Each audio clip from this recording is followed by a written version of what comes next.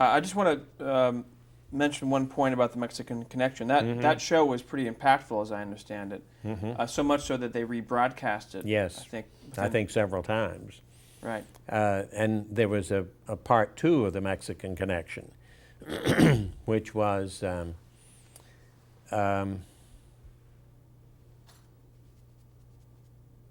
Culiacan was the Mexican town where many of the traffickers had their big mansions in town. One whole area of the town was basically drugs, or drug money, you know, and where their families were and so forth. And one of the traffickers even had solid gold doorknobs and so forth on his front door. And I was walking around with a hand camera, just as a tourist, you know, filming all of these houses, and if there was a gardener out there, I would go and, you know, like a crazy gringo, I'd be filming the gardener, and or maybe he wasn't in the picture at all. Maybe I was actually photographing something else. We got to this one with the golden doorknobs, and we knew that this was there, and that was my intent. And it so happened there was a gardener there. And I filmed a little bit of the gardener, and I tried posing him a little, you know, so that I could move around and act a little more crazy gringo-ish, you know. And I finally got up to, and I wanted to get a high shot. So I got up on their front porch in order to get a high shot of him mowing the lawn. And so I got a presumed running the camera on him, you know, and then before I left the porch, I turned around and photographed the front door and then walked away.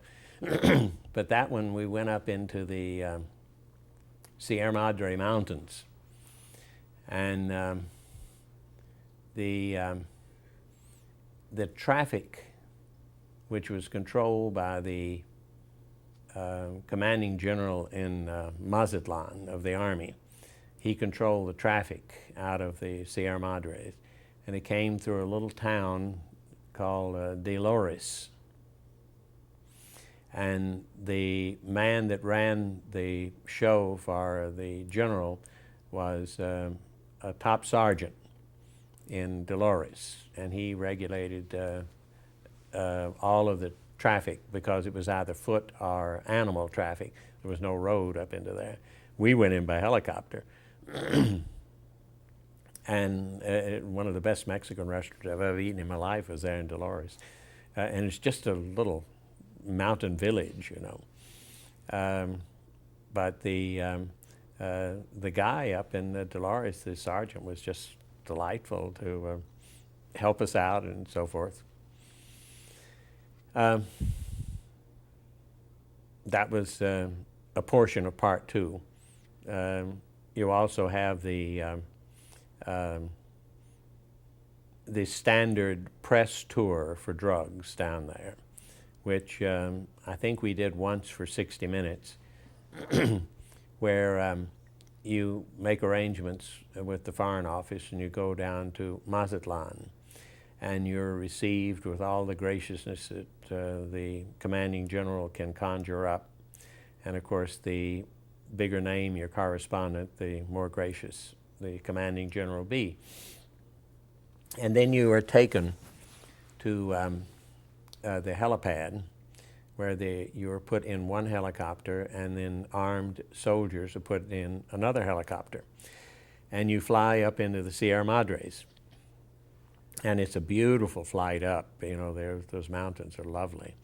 And you get over a poppy field in full bloom here, and you're up hovering over this, and the other helicopter with the soldiers lands, and then all the soldiers make a ring around the poppy field with their backs to the poppies, so they're protecting you from the farmers that would be very, very dangerous. You know, they could cause bodily harm for you, which is, of course, the pala.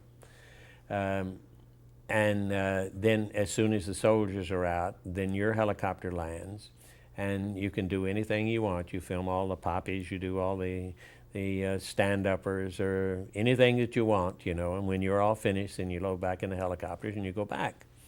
Well, if you've done this tour before, you noticed when you first arrived at the helicopter, at the headquarters in Mazatlan, that there is a big black spot in the middle of the parking lot in front of the thing.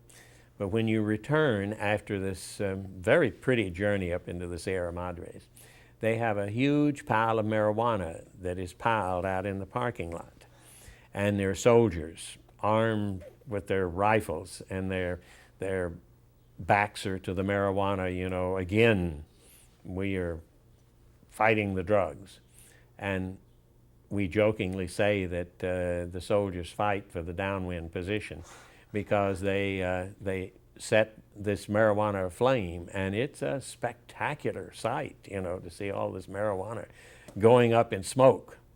And this is the finale to your piece. And it's the thing is all cut and dried. And the American press goes back, or whatever press is down there, whatever the nationality, except for Mexican. And you have this marvelous show about how this dope fighting general, who is a multimillionaire from his trade, how he sets it up for you. Amazing. You had mentioned off camera about another trip down to Mexico to interview Elizabeth Taylor and Richard Burton. Yeah. Yeah, they had a vacation home in Puerto Vallarta, and they agreed to an interview. And it was a two-camera thing. There were two crews of us, and we took a lot of equipment down because the house had open patios and so forth, so we would be fighting daylight and sunlight and such as that. And the idea was that we were to illuminate enough of the house to where that they had the freedom to walk around, to sit around and walk up and down the stairs and such as that. And we were all prepared to do this. And our fault was, and we of course didn't know this until later, is that we went to the electric company in Puerto Vallarta and explained that we would be using a lot of electricity, and could they please have someone stand by at wherever the mains were and such as that, to be sure that we didn't overload anything, and et cetera, et cetera. We thought we were being, you know, good gringo citizens.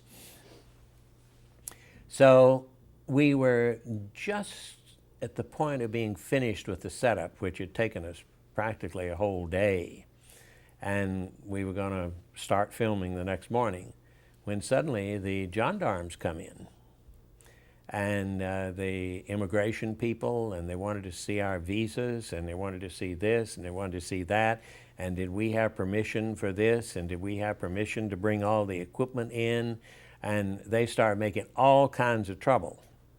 And we were eventually, we never got the interview, we were eventually packed up and put on board a plane and flown back to the States. But the reason that this all went sour was we had gone to the electric company, and someone in the electric company had mentioned to television rediffusion, who had asked for an identical thing with the Burtons and Taylors, and they had been rebuffed. So when they found out that they were doing this for the gringos, they put the quietus on us.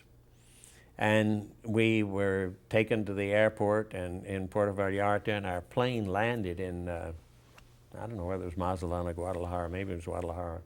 Anyway, we were not permitted off of the aircraft, even though it was a through flight, you know. So they had an armed policeman that was standing in the doorway of the plane, and you know, to be sure that we dangerous gringos didn't cause any problems.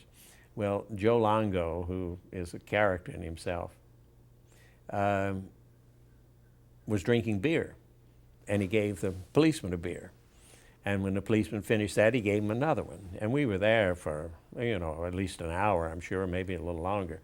And it was hotter than blazes inside that plane. And the policeman was skunk drunk for the time that and he fell down the ladder, you know, as he was getting off of the plane. But anyway, we were thrown out of Mexico. And did you ever get the interview? I mean, did they No, come? I mean, no, did they come back no, up to the no, no. States? The whole idea was to do it at their vacation home, you know. And she had a dressing room up, a little penthouse affair. And we had lighted it so that she could come out in all of her glory, you know, and come down the winding stairs. And Richard would be down, but, you know, it was all. But it never happened. Never happened. Good rehearsal. 1985, a piece on James Michener. Tell us more about that experience. And you, as I understand it, discovered someone was still alive. Well, firstly, I had known Jim Michener since the early 50s in Korea. And there's another story about Michener, which has absolutely nothing to do with what you're doing here, but in between takes, I'll give it to you. It's a funny story and historical. Anyway, Michener was a friend, and of course, Worshpa and so forth. So we went down to Vanuatu to take Michener back to his scene of his earliest writing. And we were well underway. We'd been commuting from to Ifati each day by plane. And I guess we had filmed there for 2 or 3 days or so, and that particular day I had ruined my sneakers. I'd been in the mud and so forth, and my sneakers had just, you know. And when we stopped for lunch, there was a Bata shoe store down the street there. So I went down to see if they had anything, you know, large enough for me, and they did. But as I was paying, the owner said, have you people been out to see Bloody Mary yet? And I said, well, no, we did not know she was still alive. And he said, oh, yes, she's out here, so forth. So I rushed back and interrupted lunch, and we swallowed the rest of our lunch. And he then led us out to where she lived in the, really in the jungle. Describe who Bloody Mary is. Oh, in Tales of the South Pacific, Bloody Mary was the mother of, what was the Tonkinese gal that fell in love with Ensign?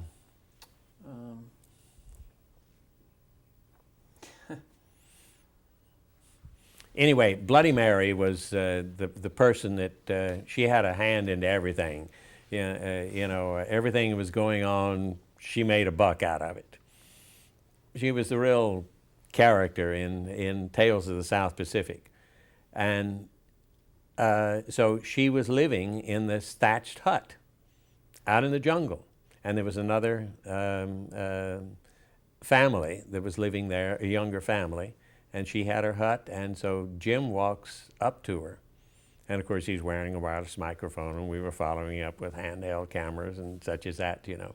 And Diane was the correspondent, but she stayed back out of the picture. You know, this was strictly Jim's thing. Diane Sawyer. Diane Sawyer, yes. And this is strictly Michener's thing, too. And he went up, and she remembered him. And they had conversation together, and they sang a couple of songs together that they used to sing, and then they bid their farewell. But it was one of those finds, you know.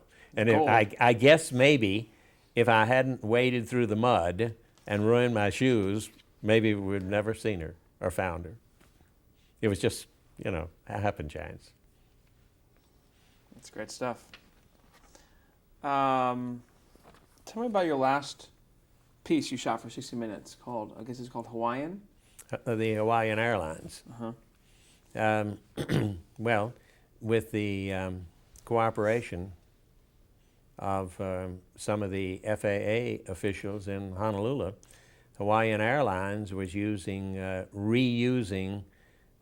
parts in their aircraft, that engines and such as that. They would take a part off and they would just put it back on the shelf, and if they needed a part again, they'd just take it back off and reuse it. And their accident rate They never lost a plane, but their problem rate, I should say, not accident rate, was very, very high. And at one time, there was a memo out that no government employee could fly on Hawaiian Airlines. And yet the FAA never blew the whistle. Amazing. And this was a situation, this was back before they made airports into armed camps, you know, as they are today. And so I just, they had a big maintenance shed there. And I just put the camera on my shoulder and just walked into the maintenance area, you know, and filmed the parts bins, and then we got some long shots with long lenses of mechanics working on their DC-10 that they had. Did you get footage that was obvious that they were reusing parts? No, we had no pictorial documentation that this was a used part that was put on the plane. No, I don't know how you would have ever gotten that. But there was a shakeup in the FAA over that. And I don't know whether there was money passed from Hawaiian Airlines to the FAA people or not, but they were definitely in cahoots. And I would assume that there was some remuneration of some type that was passed. But in something like that, it's amazing what you can get away with. You know, here's an open hangar, and you just don't make yourself terribly obvious, and you just walk in, and you do it slowly, and you kind of do it easily, and you stay out of sight as much as you can, and you just kind of do your thing, and with the speed of molasses, you know, you don't raise any ruckus, and you can turn around and walk back out. It's amazing what you can get away with. Now, this was your last piece that you did. That's the last piece that I did for 60 minutes. Why did you retire? Did you know this was going to be your last piece? Had you decided? No. I actually, due to union regulations, if I had said, I want to retire, then I would have lost a year's salary. But under the union regulations in which I was employed, not the current people, but I was employed, that if they said, you are discharged, then I had to receive a year's salary as a separation bonus. So it was time. I was 65, and everyone knew it was coming, but I was sweating them out. You know, why give away a year's salary? And that's what you did. That's what I did. Did you walk away from it with any regrets on? None whatsoever. None whatsoever. Good feelings, you know. No regrets, no recrimination, no, nothing. You said off camera that that you haven't touched a camera since. A motion picture camera. Motion picture camera, Yeah. since. Tell us, why is that? Well, firstly, I would have no outlet for anything that I would do. I never made family films, you know, that was never part of my repertoire. And I really do not care about the way the business is shaped up today. Technology has changed the business so that a person like myself has no place in it today. I would become a robot. Set up the lights, take them down. Set up the camera, take them down. I would have no intimacy with the story that I'm doing. Technology has eliminated most of this. And I just, you know, I don't want to be, I just don't want to be a part of it. Was that beginning to happen prior to your retirement? Yes, yes. In my opinion, it commenced with the conversion from film to videotape. And when was that? When did 60 Minutes, for example, switch over to? I don't remember exactly, but I was probably with videotape 3 or 4 years.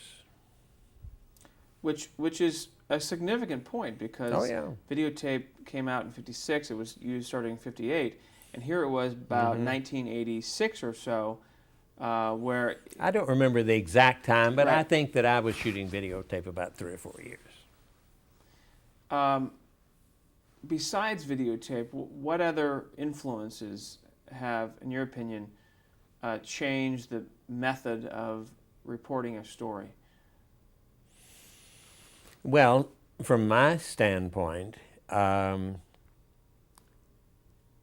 think that that technology has taken away the skills that I developed over many, many years of not only being a visual reporter, but also being a technician of some skill, and having, and as a result of these, developing a reputation that was respected, that you can no longer develop today because you don't have the opportunities. You don't have to have these skills today.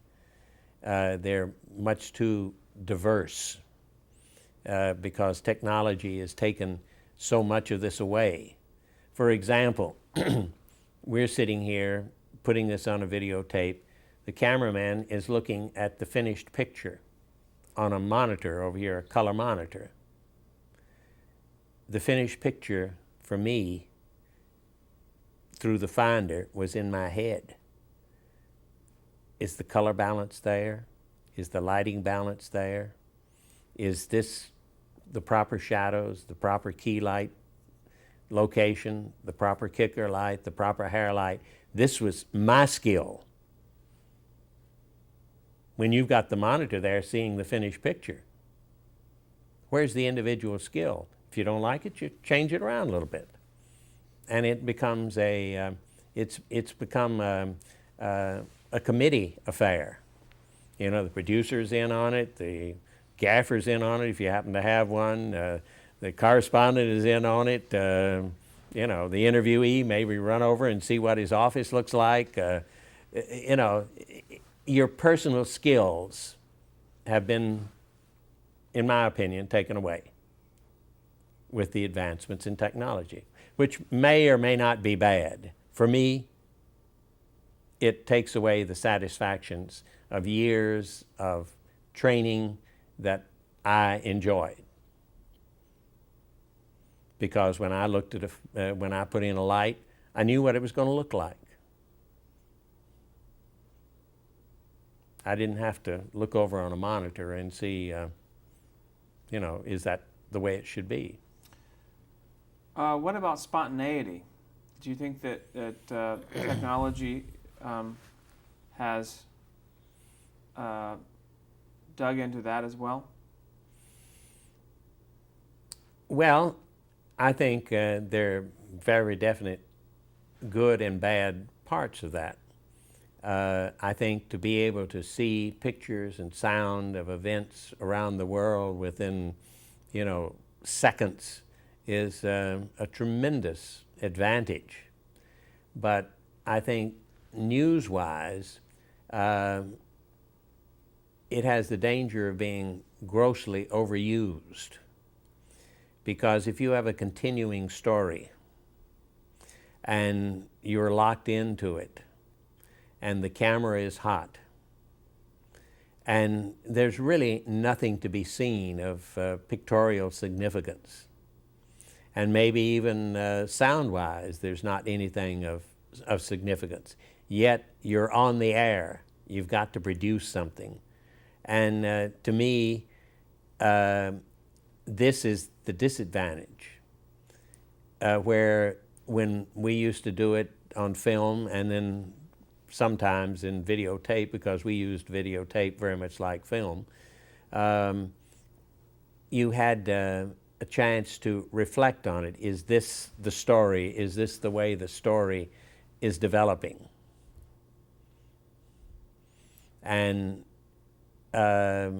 you have the opportunity to eliminate those that will hog the camera, the loudmouths in a crowd, and that are there just to say something and to shout at you and to demonstrate and so forth, which may or may not be a positive contribution to your public understanding the show. And when you're out on a news show, you've got to understand one thing. The people sitting at home do not know what's going on other than what you see in that finder and what you record on that tape in the way of sound. You are their eyes. You are the one that's helping them make up their mind about the good, bad, and the indifferent of that particular story. This is quite a responsibility. Well, do you think that the journalist should have a professional code of ethics, like a Hippocratic oath for physicians? I mean, should there be a guide there? Well, I don't know that that's something you can legislate, whether it be government or whether it be an organization.